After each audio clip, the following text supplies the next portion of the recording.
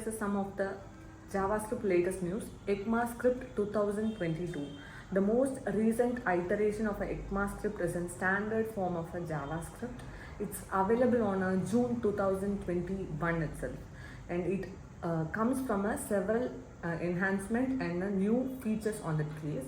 On that list, it have the optional chaining operator, which is used for the enabling the developers to accessing the attributes to the object without worrying about the undefined values. So it's a best advanced features on that case.